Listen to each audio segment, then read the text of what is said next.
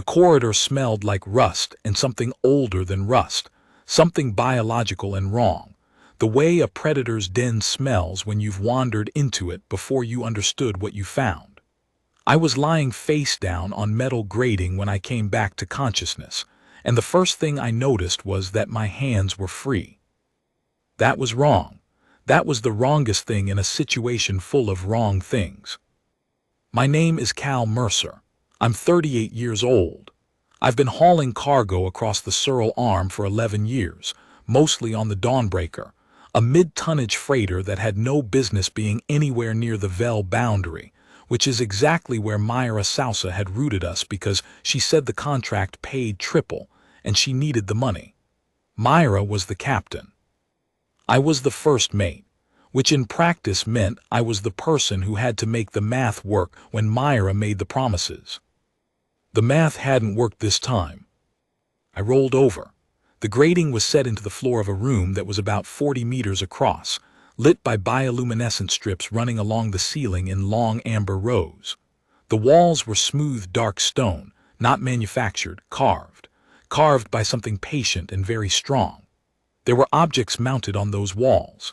It took me a moment to understand what I was looking at, and when I understood it, I went very still and breathed very carefully and did not look at the walls again for a while. Not trophies exactly, not taxidermy in any sense I knew, more like preservation. Like the thing on the walls had been important enough to keep, not just to kill. I knew 3 of the species.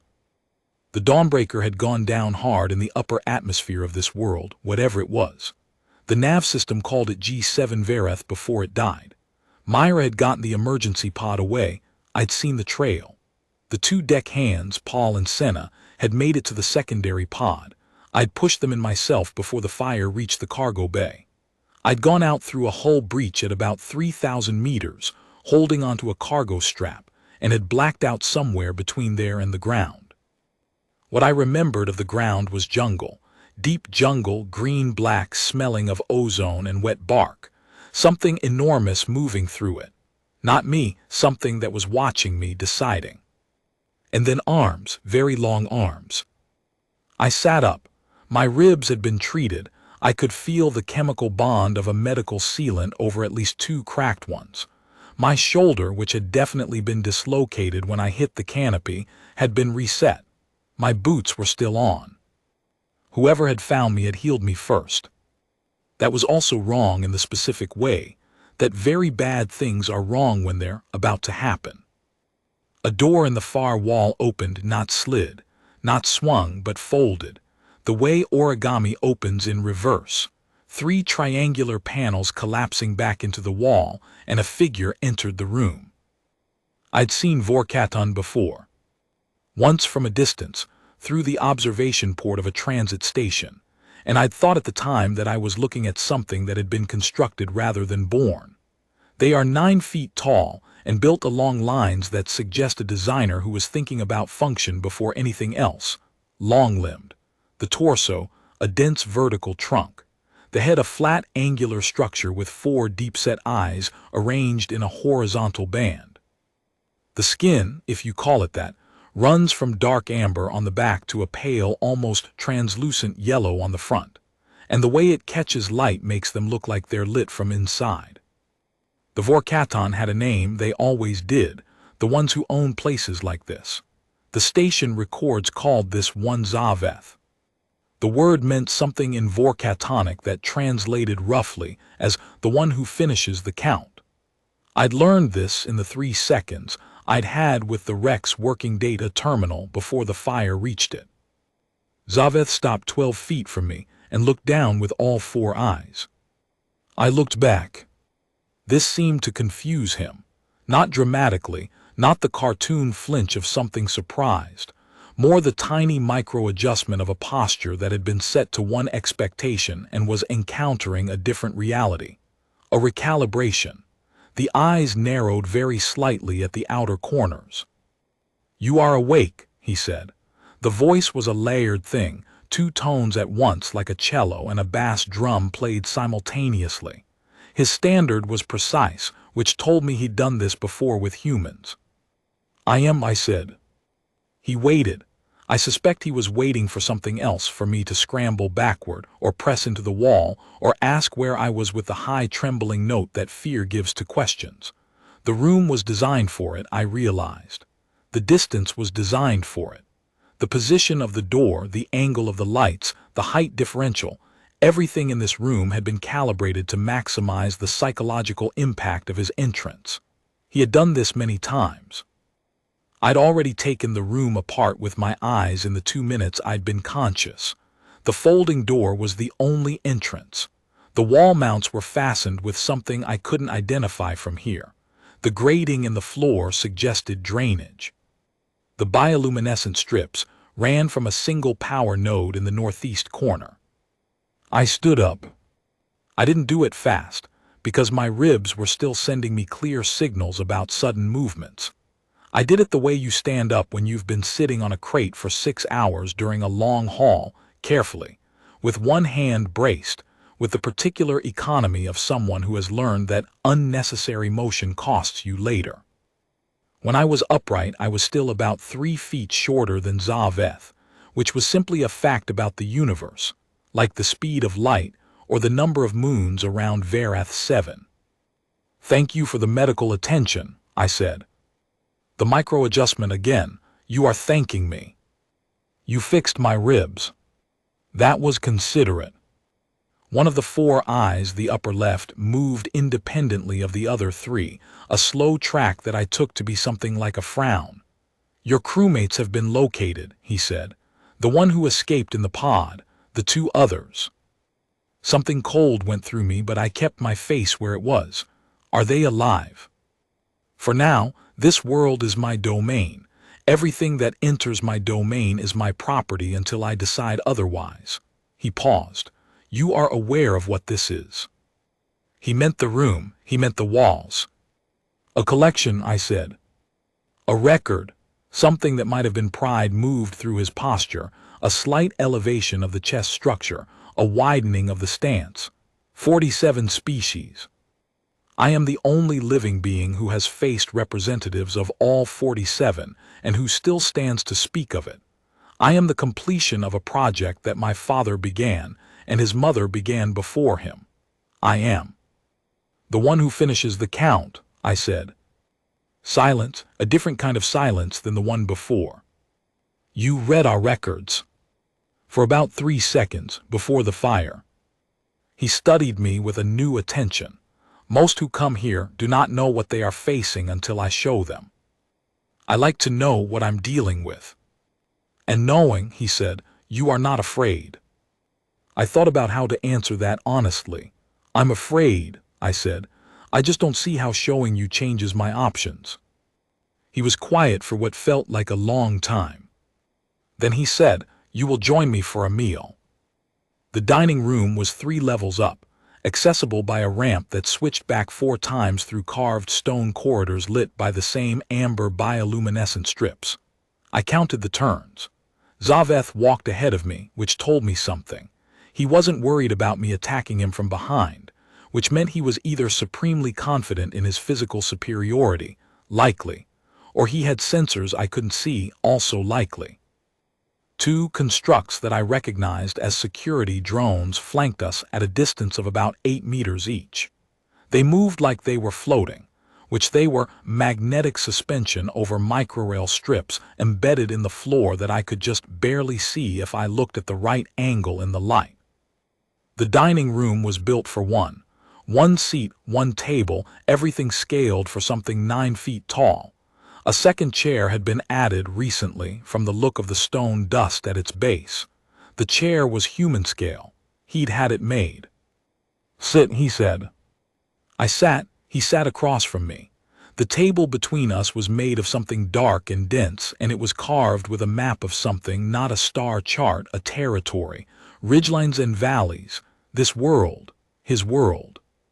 Food arrived via the drones. The tray they set in front of me was covered with things I didn't recognize except for 3 items. A piece of fruit that was a close enough analog to an apple that I ate it without hesitation, something that looked and smelled like bread, and a cup of water. Everything else I left. Zaveth ate. He ate the way he moved with a total economy, no wasted motion, everything purposeful. He watched me while he ate and I watched him. "You are curious," he said eventually. "You're interesting." The upper left eye tracked again. Prey is rarely interesting. That is the disappointment of this work. They are all the same inside. The biology changes, but the behavior, he paused, choosing his word, converges. "What do they do?" "Run," he said. "Some fight. A few hide.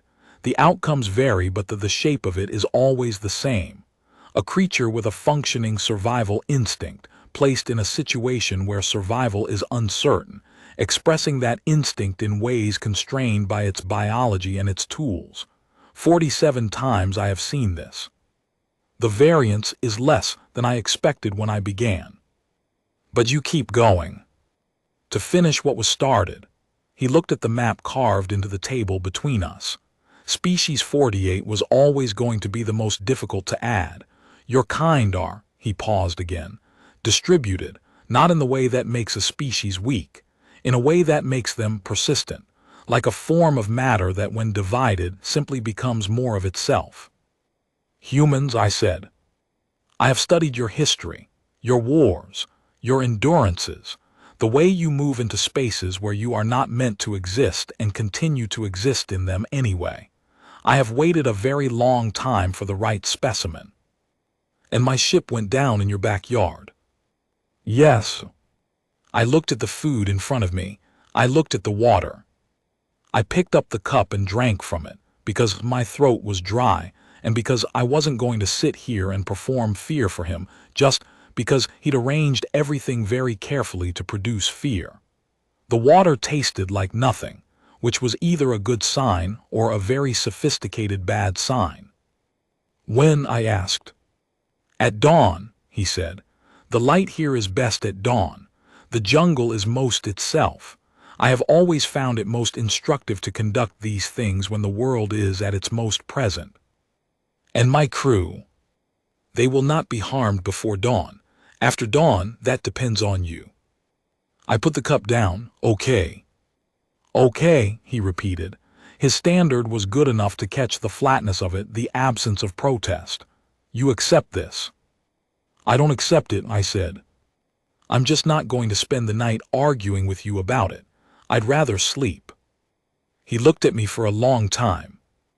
Then he made a sound I didn't have context for, a low, resonant tone, almost musical, that came from somewhere in his chest rather than his throat. His posture changed in a way that I had no framework for reading. "You are the most unusual specimen I have encountered," he said. "I'm also tired," I said. "Where do I sleep?" They gave me a room. Stone walls, stone floor, a sleeping platform with something that approximated a mattress, a window that was too narrow to fit through and faced a sheer drop into jungle canopy about 60 meters below. The door locked from outside, which I'd expected. What I hadn't expected was the kit bag in the corner. It was mine. Singed around the edges, smelling of fire, but mine. My kit bag from the Dawnbreaker, which I'd had on my back when the hole breached. Inside, 3 days of field rations, a water recycler the size of my fist, a medkit with its consumables already used up. I'd used them on the descent, presumably, in whatever half-conscious autopilot I'd been running. A multi-tool, a length of monofilament cord, 2 signal flares, a handheld data tablet that was fried, and tucked into the side pocket where I always kept it because Myra made fun of me for being paranoid, a Corin 8 proximity sensor. The Corin 8 was the size of a deck of cards. It picked up anything warm-bodied within 40 meters and displayed it on a dim green screen.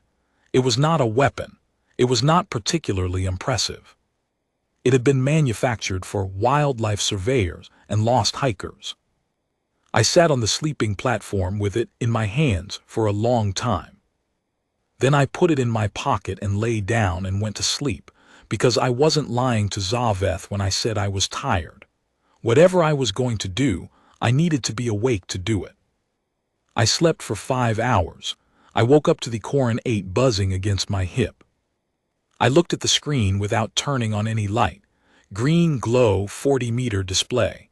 Two contacts outside the door, unmoving the drones, their thermal signature lower than a warm-blooded body but present, a kind of mechanical metabolism. Four contacts in the room directly below mine. One contact in the room to the left. That would be Zaveth, I guessed, though I had no reference for his thermal signature. I looked at the window. 60 meters was too far to drop. The drop, however, wasn't vertical. The wall angled outward to a buttress about 12 meters down. From the buttress to the canopy was maybe another 20 meters, and the canopy here was dense enough that a careful descent was possible. Not comfortable, not safe, possible. I took the monofilament cord out of the kit bag. I thought about Myra in the emergency pod.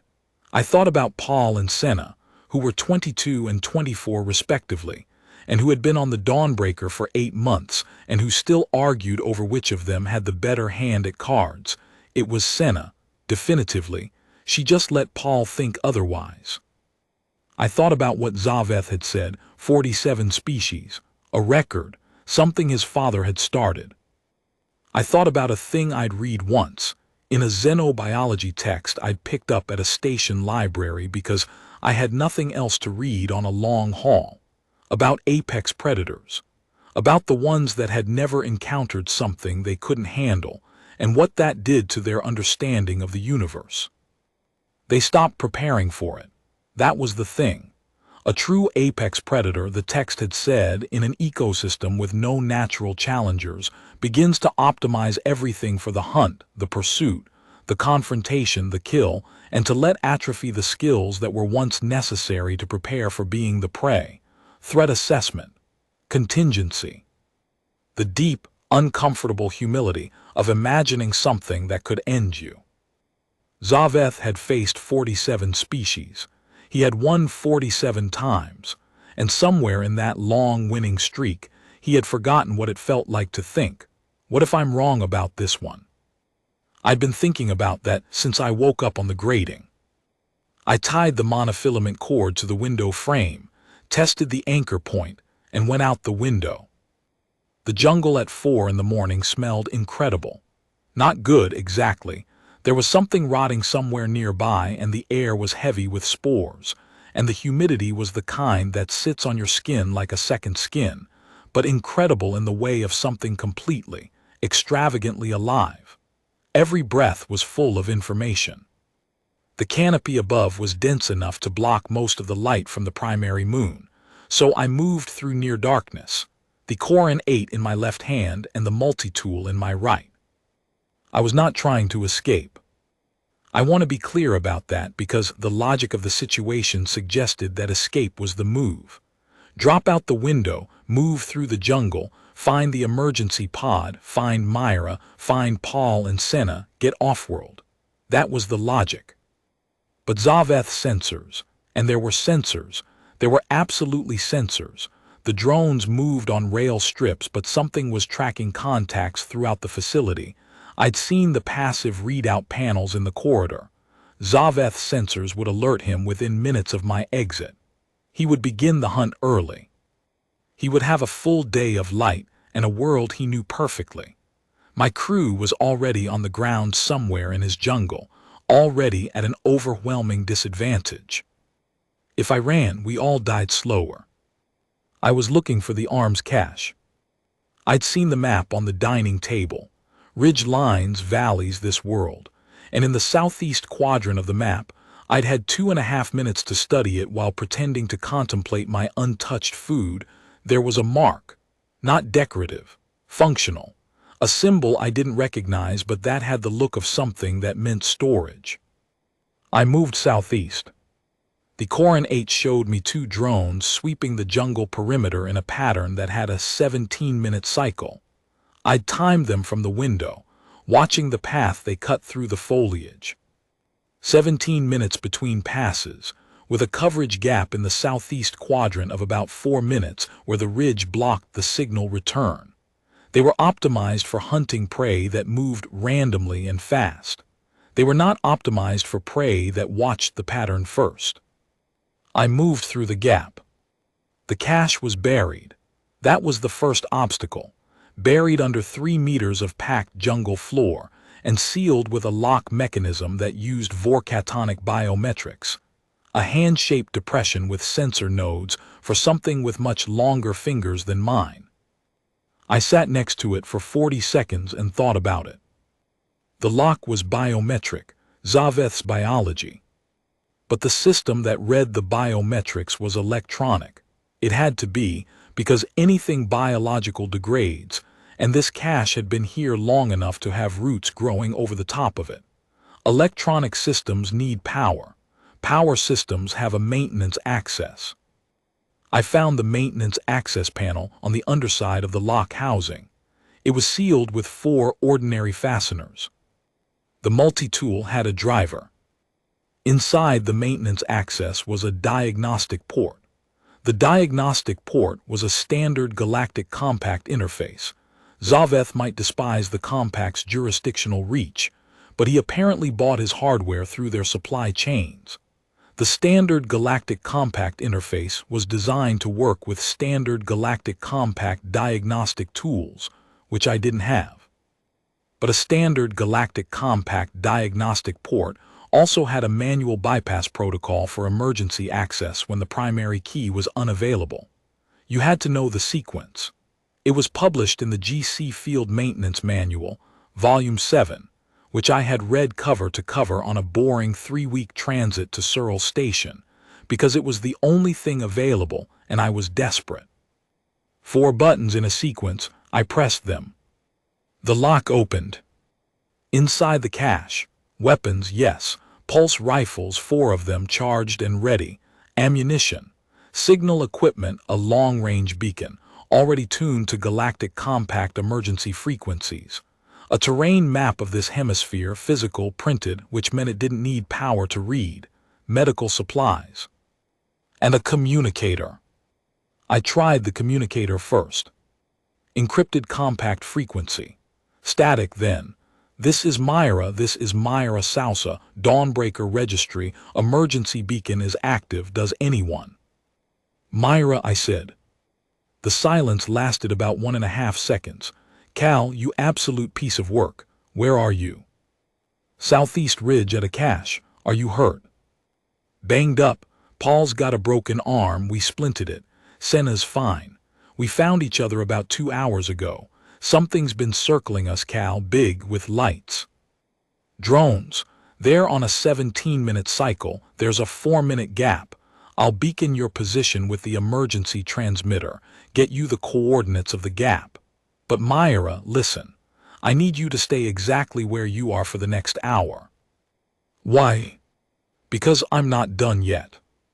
I took 2 pulse rifles.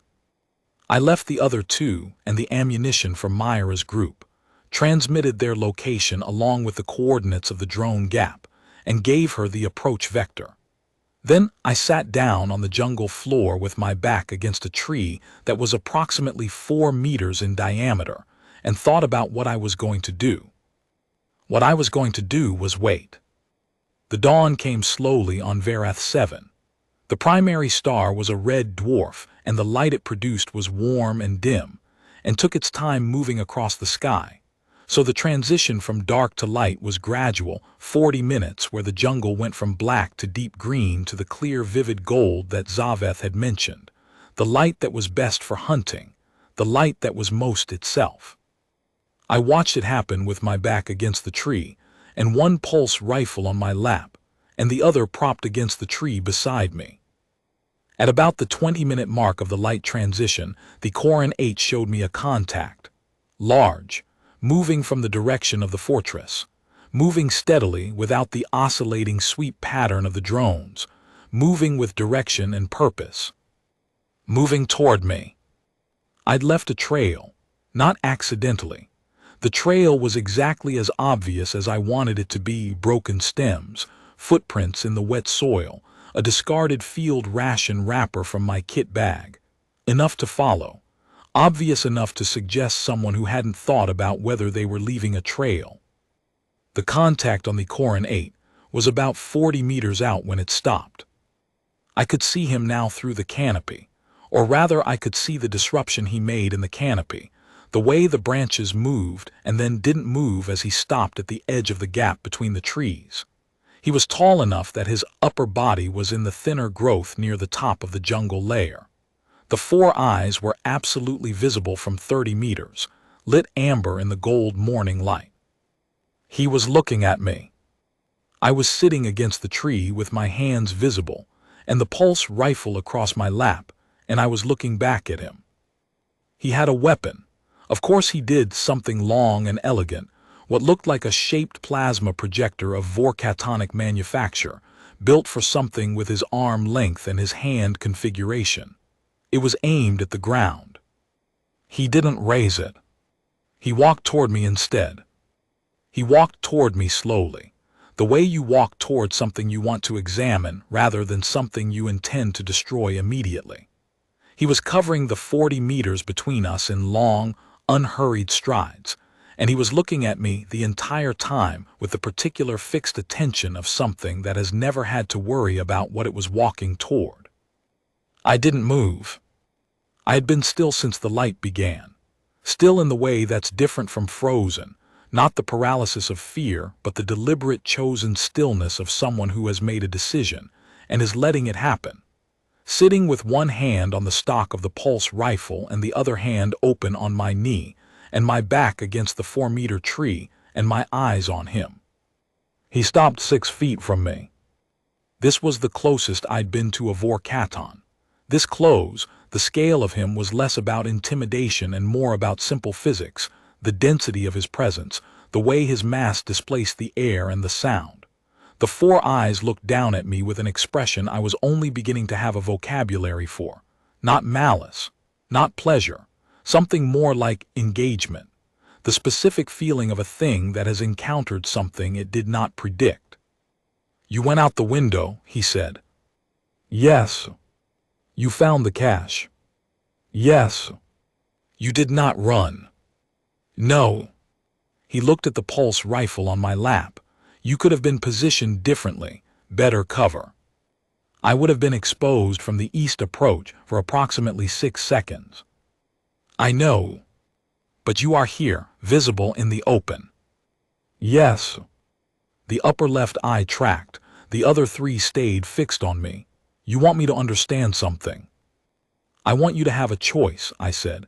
"You've done this 47 times. You found what you were looking for 47 times, and you know exactly how it works, and you've gotten very, very good at it. And I could have shot you from cover. I'm a decent shot. The pulse rifle is charged.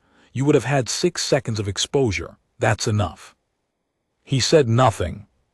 "But that's not what I want," I said. "What I want is for you to call off the drones, release my crew, give us transportation to a point where we can signal a pickup. In exchange, I give you the most honest account any human has ever given you of what it felt like to be here. What I thought, what I planned, what I noticed. Because I looked at that wall in your collection room and I didn't see trophies. I saw the thing you're actually looking for." Silence in the gold morning jungle of Verath 7. Something moved in the canopy overhead, something small, wary, watching. "What am I looking for?" he said. "Something that surprises you," I said. "Something that makes the universe bigger than you thought it was. 47 species, and every one of them ran or fought the way you expected them to fight. And you kept going because somewhere in that sequence you started to wonder if there was something that wouldn't. Something that would just sit here in the open, in the worst possible position. Because it understood that the only leverage it had was the thing you've never been offered before." "Which is?" "The truth of it," I said. "Not a corpse, not a specimen. What it actually felt like from inside a human skull to know what you are and what this place is and what you've done, and to decide that the only play worth making was to be completely, unconditionally honest with you about what we are." He was silent for a long time. A long time. The light was moving through the canopy now, the red gold of the Verath 7 dawn, falling in long diagonals through the gap where Zaveth had made his approach. It caught the amber of his forward-facing skin and turned it almost luminous. He was, I thought, genuinely beautiful in the specific way that things built for a purpose are beautiful. The way a well-maintained engine is beautiful. The way a circuit diagram is beautiful. There was nothing wasted in him. He folded himself down. Not to his knees exactly, because vorkatonic anatomy doesn't work that way. But he lowered himself in the specific way that changes the dynamic of height, and I was suddenly looking at something closer to my own eye level for the first time since he'd walked into the collection room. 47 times, he said. You are correct that the shape of it converges, but I did not know what I was hoping to find that was different. I had no name for it. Did it have a name? He was quiet. In vorkatonic there is a word, he said slowly. It means approximately, the awareness of an opponent that makes you aware of yourself. The thing that is only possible when the word usually means equal, but I am not sure equal is correct here. When two things meet and both of them are changed by the meeting. In standard, we'd call that respect, I said. The lower two eyes moved. The upper two stayed on me. Yes, he said, that is the word. We stayed like that in the morning light for a while. The jungle moved around us. Something in the canopy called out once, sharp and clear, and then was quiet. Then I said, so my crew. He made the sound again, the low, resonant tone from his chest. This time I had just enough context to hear what it was. Not a threat, not a warning. It was what a laugh sounds like when the species that made it has a ribcage the size of a cargo container. Your crew, he said, is currently moving through my jungle with 2 pulse rifles from my cache, following coordinates that were transmitted on my emergency frequency, which is to say they are not exactly hidden from me. I know, I said. You know. I was watching the drone coverage before I transmitted. The gap I gave Myra, it takes them past the eastern sensor perimeter. They're outside your coverage radius right now. The amber eyes looked at me, all 4 of them steady. You are telling me, he said, that you arranged their escape before you sat down to wait for me. I arranged the possibility of it. Whether they make it depends on them. I looked at him. But I wanted you to know I did it, because I'm not offering you honesty with conditions. If you decide this is still 47 and counting, my crew has a running start, and you'd know I was the kind of thing that gave them one. He was completely still. Then, and if I agree, then I sit here for as long as you want to ask me questions and I answer them honestly, all of it. What I was afraid of, what I thought about you, what I noticed in your house, what I was planning. The full account. Everything I am, in return for my crew and transport to a pickup point. The jungle waited.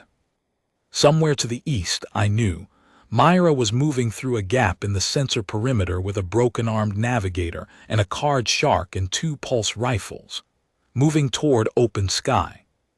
Moving toward a frequency that would bring a compact rescue vessel within 6 hours.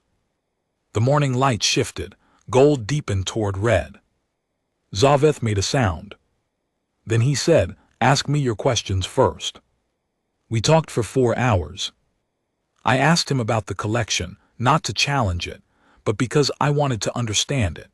He told me about the first hunt, which his grandmother had taken him on when he was the vorkatonic equivalent of 11 years old.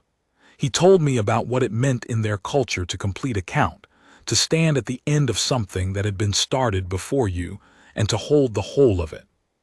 He told me that for 15 years he had not known how to add humanity to the record, because every specimen he had researched was too embedded in human infrastructure, too networked, too trackable, too quickly missed. He had been waiting for someone isolated enough to take without triggering a response he wasn't ready for. He asked me about what humans were afraid of, not the easy answer, not weapons or pain or death, what we were actually afraid of. I told him, being forgotten, being insufficient, being the kind of person who, when the moment comes, does the smaller thing. He listened to this with all four eyes, which I'd learned was the vorkatonic equivalent of very close attention. I told him about the maintenance manual, about the 17-minute drone cycle, about why I left the obvious trail. He listened to all of it without interrupting, and I had the clear sense that he was building something in his mind, not a tactical assessment, but something more like a portrait, detailed and careful. At some point, Myra's voice came over the communicator I'd left on. "Cal, we're clear. Signal is live." I looked at Zaveth. He looked at me. "Go," he said. I stood up, picked up the pulse rifle, and handed it to him. Then I picked up the other one and handed it to him. He took them without comment, held them in one hand because his hand was large enough to hold both. "The account you've given me," he said, "I'll keep it." "Good," I said. "It goes in the record." 48, I said. 48, he agreed. "Though the record will note that this one was." He paused, and I could see him choosing the word with the care he gave to everything, not concluded in the usual manner. "First time for everything." The upper left eye tracked. "In 47 previous accounts, yes." I turned and started walking east. I didn't look back. Not because I was afraid of what I'd see, I was past that, but because looking back would have suggested something I didn't feel, which was doubt. I walked east the way you walk out of a room you're done with. The way you walk when the thing behind you is not a threat but a resolved question. The jungle was fully lit now. The red-gold morning of Verath 7 slanting through the canopy in long, brilliant columns. Things were moving in the trees above me, small and bright-eyed, curious in the way of creatures that haven't had much reason to be afraid of the things walking below them. Some of them called out as I passed. I called back. I don't know why, it just seemed right. The compact rescue vessel arrived at 6 hours and 12 minutes. It was a mid-sized response cutter, Kestrel class, and the crew was brisk and professional and absolutely bewildered by the situation. 4 human survivors of a freighter crash, 3 of them retrieved from the jungle with 2 unregistered pulse rifles and a long-range beacon. One of them, me, walking out of a different part of the jungle 40 minutes later with nothing but a drained communicator and an empty kit bag. The medic on the cutter was a young woman named Tevra who resealed my ribs with a proper medical bond and asked me, with the particular careful neutrality of someone who has been trained not to lead the witness, how we had all ended up on a vorkatonic preservational world and why we were alive. "He let us go," I said. Tevra looked at me. "The vorkaton who runs the preserve, he let us go." Vorkatonic preservational worlds they're classified as extremely high risk. The survival rate for accidental entry is. "I know what the survival rate is," I said. She was quiet for a moment. Then, "What did you do?"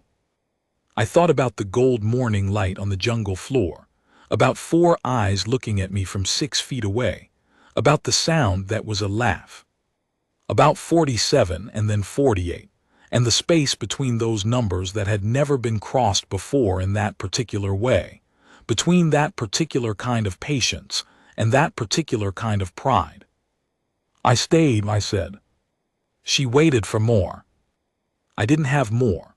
Not that I could explain in a Kestrel-class medical bay with the stars moving past the port and Myra's voice arguing with someone about compensation for the dawnbreaker in the next compartment.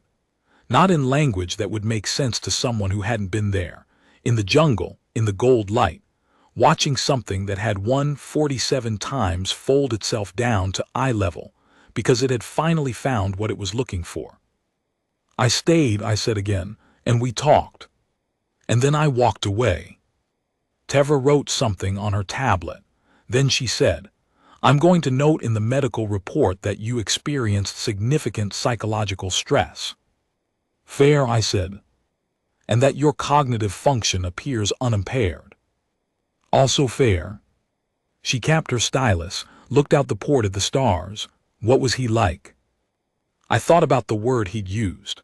the Vorkatonic word for the thing that was only possible between two things that met and were both changed by the meeting. He was very good at what he did, I said, and he'd been doing it alone for a very long time, and I think the part that mattered most to him wasn't the hunt at all. I looked at the stars going past the port. It was the record, the account, the proof that he had been here and met these things, and that they had been real. That's Tevra paused. That's surprisingly human, I said. She looked at me. I was going to say sad. I thought about that.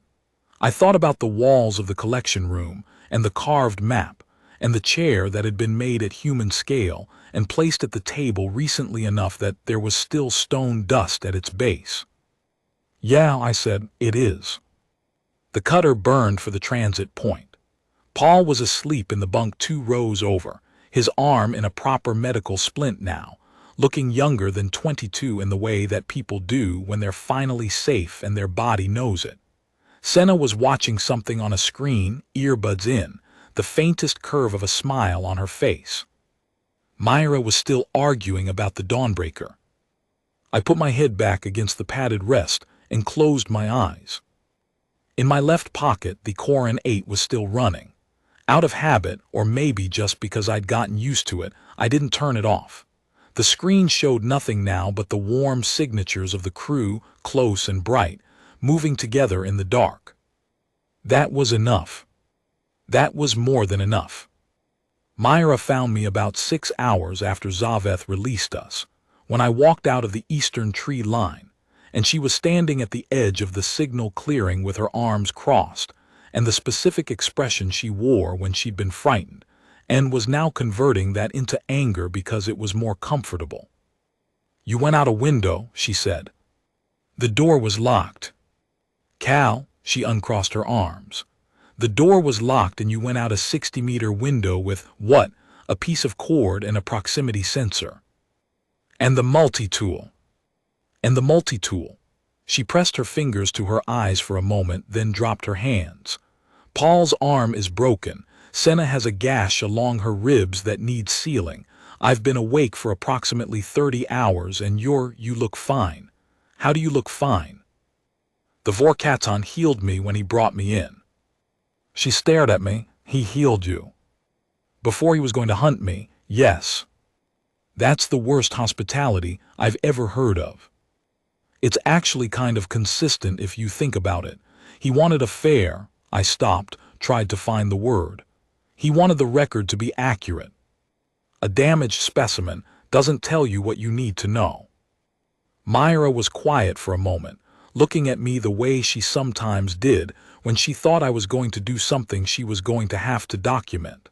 And now he's back in his house. We're out here. The compact cutter will pick up the beacon in about 4.5 hours.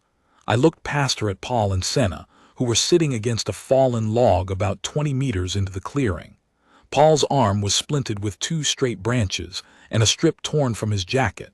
Senna was watching us with the bright particular attention of someone who was very tired and very relieved and very curious in that order.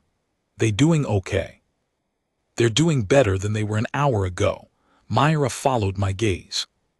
Paul keeps asking if the Vorkatan had robots. 2 security drones. He's going to be unbearable about this. He's 22, he's allowed. She looked at me sideways. What actually happened in there, Cal? I thought about how to answer. I'd been thinking about it during the walk east, and I hadn't come up with a version that sounded, in the retelling, like anything other than a man who'd done something he had no logical right to survive doing. The logic of it only made sense from inside it, from inside the specific calculus of what Zaveth was, and what he wanted, and what was the only thing I had that could matter to him. He was the end of a project, I said. 3 generations of his family hunting, building a record. He'd gotten to 47 and stopped because he couldn't figure out how to add a human to it without triggering a response he wasn't ready for.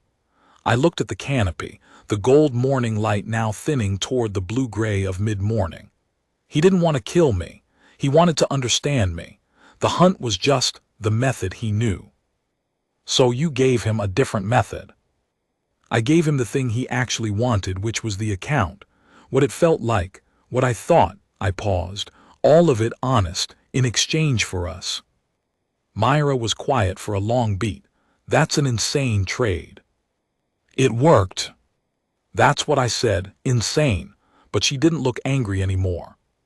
She looked the way she looked sometimes when the math came out right on a run that should have been impossible, not surprised exactly, more like she'd been holding her breath and had just let it go. You gave a 9-foot alien hunter a psychology debrief, in exchange for our lives. More or less. And he accepted. He accepted. She was quiet again. Then what did you tell him? I thought about the 4 hours. The long, slow morning in the jungle, sitting across from Zaveth. Eventually we'd both settled on the ground, him folded in that articulated way of his and me cross-legged with my back against a different tree, talking while the light shifted, and the jungle woke up around us, and the small, bright-eyed creatures in the canopy lost their fear of us and moved closer, curious. I told him about the maintenance manual, about the drone cycle, about the moment I'd woken on the grating and noticed my hands were free, and started building a picture of what kind of mind had put me there. I told him what fear actually feels like from inside a human body, not the adrenaline which he'd read about, but the specific cognitive narrowing, the way the world shrinks to the immediate problem and the long future suddenly goes very quiet, and how you can choose, in that narrowing, to treat the immediate problem as a puzzle rather than a threat. How that choice is what saved me, or had so far, in every bad situation I'd been in. Not courage, just problem orientation. Just the stubborn human habit of asking, what am I missing? I told him about Myra and Paul and Senna, not as hostages but as people, the specific people they were, with their specific absurd qualities. Paul and his card game conviction. Senna's almost supernatural composure in a crisis. Myra's ability to convert fear into operational planning so fast that you sometimes only noticed she'd been afraid afterward, by the quality of the plan. I told him why they mattered and what it would have cost me to leave them. He'd asked about that specifically, why they mattered, not in a challenging way, in the way of something genuinely trying to understand a bond it didn't have a framework for. I'd said, because they're mine. Not in the ownership sense, in the sense that I've been in the dark with them and they've been in the dark with me, and we've come out of it together enough times that the dark doesn't feel the same when they're in it with me. That was the best I could do. He'd been quiet for a while after that. I told him what humans are like, I said to Myra. On the inside. She considered this, and he said it was the most complete account he had of any species. And I told him I'd give him the same account from 4 more humans if he'd let them speak for themselves. I looked at her. So if you're willing, he wants to hear from you, separately. Some point, not now, not today. Through the compact communication relay. He's willing to work through official channels for the first time in his life, apparently, if the account is genuine. Myra stared at me. He was lonely, I said. He's been doing this alone for a very long time, and the only conversations he's had have been the wrong kind. Brief, unilateral. I paused. He needs someone to talk to.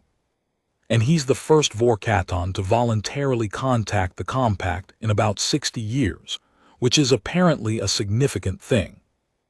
You're telling me, Myra said slowly, that you resolved a Class 7 hostile contact situation and opened a diplomatic channel with a rogue Vorkaton preservationist by having a 4-hour therapy session in his jungle. I wouldn't call it a therapy session. What would you call it? I thought about it, about the word he'd used, the one that meant the awareness of an opponent that makes you aware of yourself. An accounting, I said. The 4.5 hours before the compact cutter arrived turned out to be 5 hours and 40 minutes, because the cutter had diverted to check a secondary signal that turned out to be a false positive from debris. We spent that time in the clearing. Myra ran operational assessments, which was what she did when she was processing something. She sat with her back against the fallen log and talked through the Dawnbreaker insurance claim and the notification procedures for hull loss and the likelihood of the compact reimbursing the cargo manifest, which she was citing from memory because the manifest was on the ship, which was distributed across several hectares of Verath 7 jungle in pieces. Paul went to sleep. Senna stayed awake and watchful and eventually came over and sat next to me and said, "What was it like, being in there?" "Cold," I said, "and very clean." "Was he," she paused, searching for the right word, "was he like I thought he'd be, before?" "Before the crash?" "Before, when I was a kid. My mother used to talk about the Vorkatan as she grew up on a station near the Vel boundary, so they were part of the I don't know, the background of the world. She said they were the most dangerous thing in the explored galaxy and you stayed away from them. And I believed that, and then I was on the Dawnbreaker and we crossed the boundary and I started to, I don't know, think of them differently." "How old?" she said. "That's what I started to think. Like something very old that had been doing the same thing for a very long time and was starting to wonder if it was doing the right thing." She looked at the canopy. "Was I wrong?" "No," I said, "that's pretty close." She nodded slowly. "What's going to happen with him, the compact contact?" "I don't know. Probably a lot of very careful diplomatic movement. Vorkatonic preservational worlds are technically outside compact jurisdiction, but there's a treaty framework that I stopped. Honestly, I don't know. Something different than before, probably, which is the most I can say." "That's enough," she said. "Different than before is enough." We were quiet after that. The jungle moved around us, unconcerned. Things called from the canopy. The light continued to shift, the red gold of dawn giving way to a more neutral midday brightness as the Verath 7 primary climbed higher. At one point the Corin 8 in my pocket picked up a contact. Large, very still, about 39 meters into the jungle to the north in the deep shadow beneath the canopy. Not moving, just present. Watching, maybe, or something more than watching, something without a word in standard, maybe. I looked at the sensor screen for a moment, then I put it back in my pocket. "Something," Senna said. "Nothing we need to worry about," I said. The contact stayed at 39 meters until the cutter's engine sound reached us through the canopy, and then the Corin 8 showed me the large, warm signature moving slowly back into the jungle, unhurried, until it was beyond the sensor range. I didn't mention it to Myra. I didn't mention it to the cutter crew. Some things were private, in the way that the last part of a conversation is private, the part that happens after the words stop, in the silence before someone leaves the room. The compact station at Verath Transit Point was a standard mid-arm facility, 12 levels, administrative on the upper 4, commercial on the middle 6, residential and medical on the lower 2. It smelled like every transit station I'd ever been in, which is to say it smelled like recycled air and someone else's cooking, and the particular ozone-tinged tang of a docking bay that processed too much traffic. I filed the crash report from a terminal in the administrative level, while Myra argued with 3 different compact officials about the hull loss and the cargo manifest, and whether a Vorkatonic preservational world counted as a force majeure event under the standard cargo contract. Senna was in medical getting her ribs sealed. Paul was in medical getting his arm properly set, which involved an argument about whether the field splint Myra had done needed to be redone. It didn't. She'd done it correctly, and the compact physician looked mildly irritated about this, which was fair. The crash report was straightforward until I got to the section about the circumstances of survival, which had a drop-down field with about 30 options, none of which fit. I selected negotiated release and moved on. The section after that asked for the name of the party from whom the negotiated release was obtained. I typed, Zaveth, Vorkaton, G7 Verath Preservational Claim, Registry Unknown. The field turned red, and a dialog box appeared informing me that a contact event with a vorcatonic entity required additional documentation under Compact Treaty Supplement 7, subsection 4, and that I needed to report to the Diplomatic Liaison Office on Level 11. I went to Level 11. The Diplomatic Liaison Office was staffed by a single officer, a tall Haranali with the specific air of someone who had been doing a quiet job for a very long time and was not expecting anything interesting to happen. Her name was Coordinator Ves Ilara. She looked at my paperwork for about 30 seconds, and then she looked at me. "You're saying you made voluntary contact with a vorcatonic preservationist on an unregistered world," she said. "He made contact with me first. I was unconscious at the time. And you survived." "Yes. And you are reporting this to the Compact, which," she checked something on her screen, "has not received a direct voluntary report from a human survivor of vorcatonic preservational contact since," a pause, 2247. "That's 41 years. "I know the survival rate," I said. "You're going to hear it a lot today." She looked at me for a long moment. Then she said, with the precision of someone choosing her words very carefully, "You said in your report that a communication channel was established.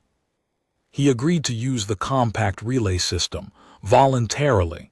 I put the communicator from the cache on her desk. That's the frequency. He won't initiate. He's not built that way. But if the compact wants to open the channel, he'll receive." Coordinator Ves Ilara looked at the communicator for a long time. Then she picked it up with both hands, gently, the way you pick up something you're not sure is real. "Mr. Mercer," she said slowly, "do you understand what a voluntary vorcatonic diplomatic contact, the first in 41 years, does to about 14 different active treaty negotiations that we've been conducting with their home systems? Something good, I hope." She made a sound that was not quite a laugh. "Something significant, something very significant." She set the communicator down on her desk and looked at it again. "He actually agreed to this." "He's been doing something that didn't work for a very long time," I said. "He was ready for something different. He just didn't have a way to get there by himself. And you gave him one." "I gave him an honest conversation. He did the rest."